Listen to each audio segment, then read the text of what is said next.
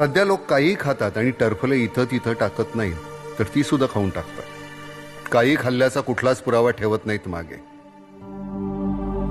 स्वातंत्र्यासाठी तुम्ही तुरुंगवास भोगला. स्वतंत्र भारतात आता तुरुंगवास उपभोगता येतो. मंडालेहून निघालेल्या स्वातंत्र्याचा रोड आता आर्थर रोड पाशी येऊन थांबलाय.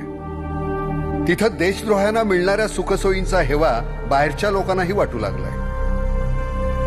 तुम्ही लिहिलं गीता रहस्य. गीतेतली बरीच रहस्य आता नव्यानं उलगडू लागली आहेत. कौरव पांडवांसारखे उगीच राज्यासाठी लढत बसत नाहीत कुणी हल्ली, तर युती आणि आघाडी करून सत्ता उपभोगतात. आप्तस्वकीयांशी कसा लढू हा प्रश्न पडत नाही कुठल्याच अर्जुनाला. काका, भाऊ, बाप, मामा, गुरु कुणाच्याही पाठीत सहज खंजीर खुपसतो आजचा अर्जुन.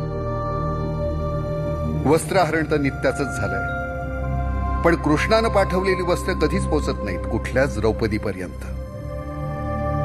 आता केसरी या शब्दाचा अर्थही कळत नाही कोणाला.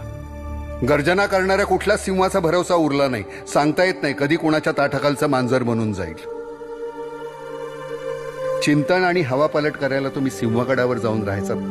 तिथली हवा सुद्धा खूप पालटली आहे. गडाच्या पायथ्याशी आता रेव पार्ट्या चालतात. सिंह तर केव्हाच गेला. गड राखणंही आता कठीण झालंय. तुम्ही सार्वजनिक केलेला गणेश उत्सव मात्र खूप लोकप्रिय होतोय दिवसेंदिवस. प्रत्येक गल्लीचे बोळाचे स्वतंत्र राज्य झालेत नवसाला पावणारे. सरकारचं डोकं ठिकाणावर आहे का असा प्रश्न तुम्ही केला होता. आता सरकारचं डोकंच काय, सरकारच ठिकाणावर नसतं. सरकार अस्थिर ठेवण्याचे फायदे कळून चुकलेत सगळ्यांना.